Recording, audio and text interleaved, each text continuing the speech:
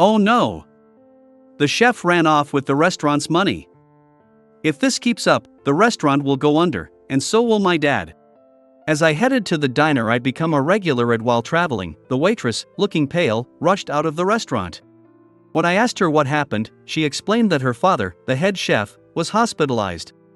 And another chef they trusted had taken all the restaurant's money. I'm currently unemployed, but I used to be a chef at a fancy restaurant in New York.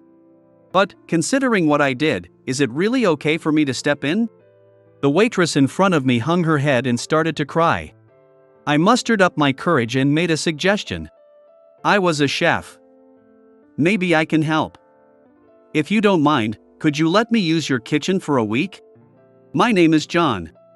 I'm 32 now, and though it might sound strange hearing from me, I've caused an unbelievable amount of trouble for many people. Today, I want to share my story. After graduating high school, I didn't go to college and instead I chose to go to culinary school without hesitation. At that time, I was thrilled by the dream of becoming a chef. Looking back now, I think I was quite innocent then. In culinary school, as long as you graduate, you basically get a chef's license. I studied the basics diligently from the start, graduated, and entered the culinary world. After graduating, I got a job at a fancy restaurant in New York. You might get an idea of the chef's world from a TV show that once made waves depicting a chef's growth. It's really strict with hierarchy, and the one who joins even a day earlier is your senior. Initially, you're only allowed to do menial tasks like cleaning, washing dishes, and taking out the trash. Some classmates in the dorm even had to do their seniors' laundry. I endured such treatment and trained intensively for 3 years. I think these 3 years were about building endurance, dealing with the instructions and sometimes unreasonable demands from seniors, and seeing if you could keep up. Another important thing to learn during this period is building physical strength. Chefs are often thought to just make meals, but it's actually physically demanding. You need as much power as someone in a sports team. A stock pot can weigh several kilograms when full, and flour or sugar comes in 60-pound bags. So your arms ache with muscle pain every day until you get used to it. After 3 years of training, I returned to my family's restaurant, the Johnson, to work under my father. But initially, I think I was spoiled because I was his son. I thought I'd get to cook right away, but I had to start from scratch, doing menial tasks again. What? I've been training for 3 years. I don't care. Here, you're a rookie. I can't let someone like you handle a knife. Why not? If I let you make food for our customers, the restaurant would go under. You're in the way standing there. Go wash those pots. I never got along with my dad. We clashed and yelled at each other constantly. After 5 years of that, I secretly started thinking about going independent. Then my dad suddenly passed away. It was a day off for the restaurant, but my mom got worried when he didn't wake up even by noon and found him already gone. He was struck by acute myocardial infarction, the most common cause of sudden death. So at 27, I suddenly had to take over my dad's role. I always wanted to cook. I wanted many people to eat the food I made and be happy.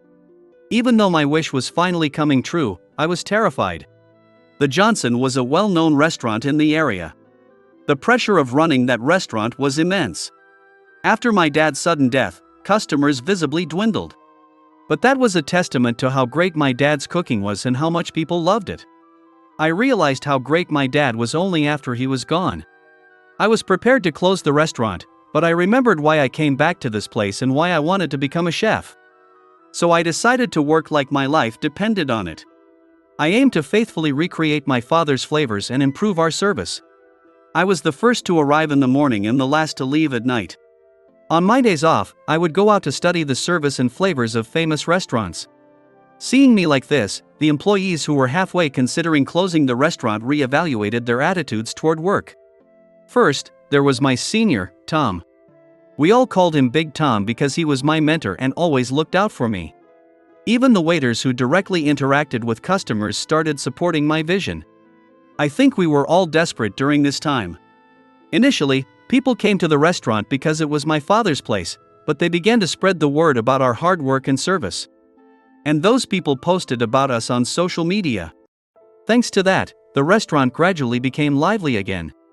As the employees worked smoothly together, we eventually received the highest ratings for our food and service on social media. Even amateur reviews made us happy. And then, without us even realizing it, our restaurant, the Johnson, was featured in the Michelin Guide. What's more, we received the highest rating of 3 stars. 1 star means a very good restaurant in its category. 2 stars mean excellent cooking, worth a detour. 3 stars mean exceptional cuisine, worth a special journey. Our restaurant was rated as a place worth traveling to just for the food. We received 3 stars on our first listing. This was unprecedented. I was on cloud 9. But receiving this rating made me completely arrogant. The 3 stars were a recognition of the restaurant, not of me personally. Yet, I got cocky and started yelling at the employees for being slow. Now, I understand. I see how arrogant and selfish I was. I was acting like a conceited fool. It's no wonder that people like Big Tom, who had to put up with my snide remarks, were unhappy. The camaraderie we had once shared began to dissipate, and I was constantly frustrated when things didn't go smoothly. Then one day, a decisive event occurred. During a lunch break, I raised my voice. That was the last straw for Big Tom. Enough is enough. You're just a second-generation owner. We helped because we appreciated your father, not you. What do you think you're doing? Big Tom? How dare you talk to us like that? You couldn't have done anything without us, right? You're just a rookie acting all high and mighty. Big Tom blurted out all at once and slammed a bottle of cooking oil on the floor. The bottle was the Johnson flavored oil. It was made by my grandfather, whom I respected greatly. The bottle shattered with a crash, spilling its contents on the floor. Grandpa's oil. At that moment, something snapped inside me, and before I knew it, I was grabbing Big Tom by the collar. Big Tom! Calm down. John, stop it. Calm down. Everyone immediately stepped in to stop us, and fortunately, Big Tom wasn't hurt. But at that moment, a freelance journalist named Mark, who had come to request an interview, saw everything. The incident quickly became news, and bad rumors spread like wildfire. Online news, social media, gossip among students and housewives. By the next day, reservations were canceled, customers stopped coming, and we were forced to close the restaurant. It was only then that I realized how foolish I had been and how much of a jerk I had become. I brought this on myself. After paying the employees their wages and severance pay up to that day, I left all the remaining procedures to the lawyer and left New York. Eventually finding myself in my father's hometown of Vermont. This is the town where my grandfather lived as a cooking oil maker. Feeling nostalgic, I wandered aimlessly. I walked for about an hour. Eventually, hunger struck, and I turned into an alley where I spotted a building that looked like a diner. There was a sign hanging at the entrance, but it was too worn to read. As I approached, I caught a whiff of a wonderful aroma. Is this broth soup? The smell was nostalgic and clearly crafted with care. It smells just like the one my father used to make. Drawn in by the aroma, I stepped inside. Welcome! Inside, contrary to the exterior, stood a beautiful woman in pretty clothes. She looked to be in her late 20s, and her elegant, enchanting smile left me momentarily frozen. She quickly brought over water and a hand towel. What would you recommend? Well, everything is good, but how about the stew, a traditional dish of this region? Today's stew includes mountain vegetables and mushrooms. I'll have that, please. Certainly. The woman retreated to the kitchen. While waiting for the food, the aroma of the broth filled the room, almost bringing me to tears. Trying to hide my emotions, the food soon arrived. The meal was exceptional. The broth was highlighting the ingredients' natural flavors. The meat was tender, with condiments that complemented rather than overshadowed the aroma, and I finished the meal in no time. It was truly delicious, and I was thoroughly satisfied. Thank you for the meal. On my way out, I stayed at a hotel near the station that night.